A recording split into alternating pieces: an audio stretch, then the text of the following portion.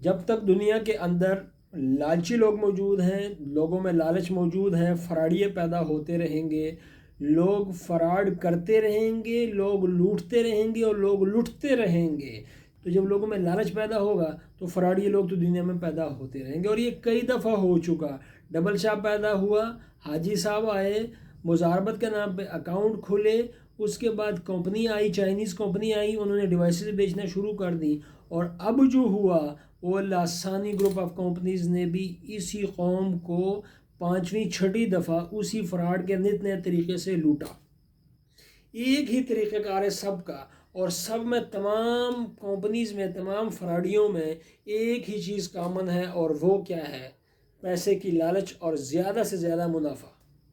راتوں رات امیر بننے کا خواب، تاج کمپنی ہو یا لاسانی گروپ آف کمپنیز ہو یا حاجی صاحب ہوں، ٹھیک ہے، یا پھر ڈبل شاہ ہو، اس کے پیچھے جو محرک نظر آتا ہے وہ ایک ہی ہے، اور وہ کیا ہے؟ پیسے کی لالچ، راتوں رات امیر ہونا۔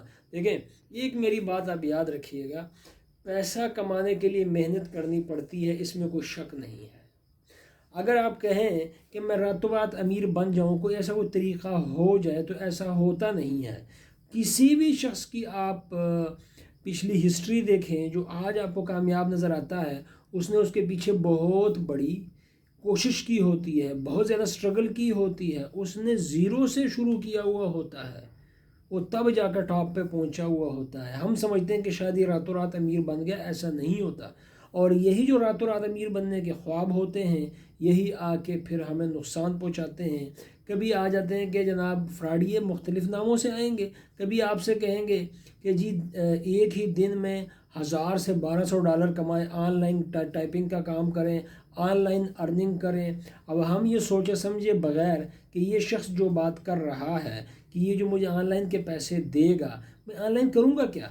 صرف ایک ویڈیو کے دیکھنے کے اوپر مجھے ڈالر ملیں گے، جب وہ 100 ڈالر پورے ہوں گے تو میرے اکاؤنٹ میں کنورٹ ہو جائیں گے۔ اس کو ہم سوچتے سوچتے ہم ان کی گرفت میں آ جاتے ہیں۔ وہ جو اپنے پیسے ان کے ہوتے ہیں وہ ہم سے لے لیتے ہیں، ہمیں کچھ نہیں ملتا، کچھ عرصہ ہم لوگوں کو بھی نہیں بتاتے، اور جب ہمارے ساتھ فراڈ ہو جاتا ہے تو پھر ہم لوگوں کو بتانا شروع کر دیتے ہیں۔ ہم کیا کریں گے؟ ہم لالچ کے، راتوں رات امیر بننے کے خواب دیکھنے کے ہم عادی ہیں اور دیکھتے ہیں، تو ہم کیا کریں گے؟ ہم اپنا جو جتنا پیسہ ہوگا وہ سارا اٹھا کے ان لوگوں کے حوالے کر دیں گے، اور پچھلوں کی کارکردگی ہم جانتے بھی ہیں۔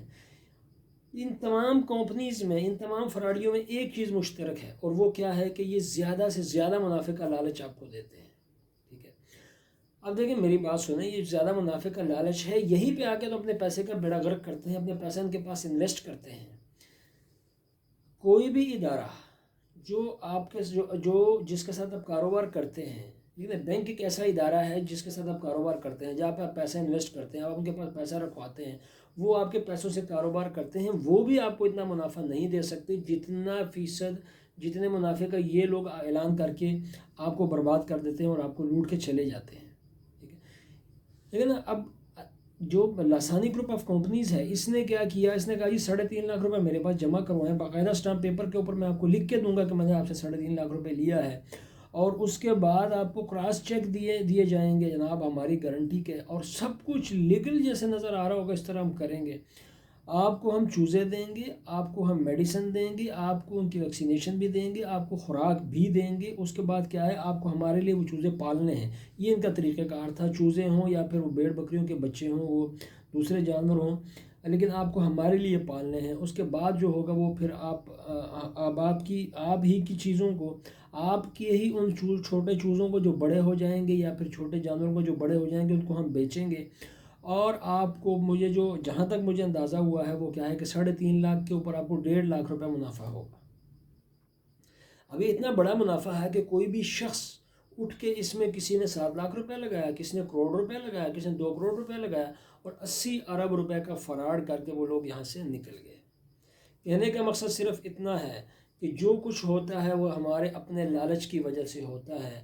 ہم لالچ کی وجہ سے ہماری آنکھیں بند ہو جاتی ہیں، ہم راتوں رات امیر ہونے کے خواب دیکھتے رہتے ہیں جس کی وجہ سے ہم لٹ جاتے ہیں، اور جب ہم لٹ جاتے ہیں تو پھر ہم حکومت کے خلاف پلے کارڈ اٹھا لیتے ہیں کہ اب جناب حکومت سوئی ہوئی تھی، ہمارے ساتھ فراڈ ہوتا رہا اور حکومت نے کچھ نہیں کیا، اب حکومت ان لوگوں کو پکڑے اور حکومت نیب کو پکڑے، پولیس ان کو پکڑے۔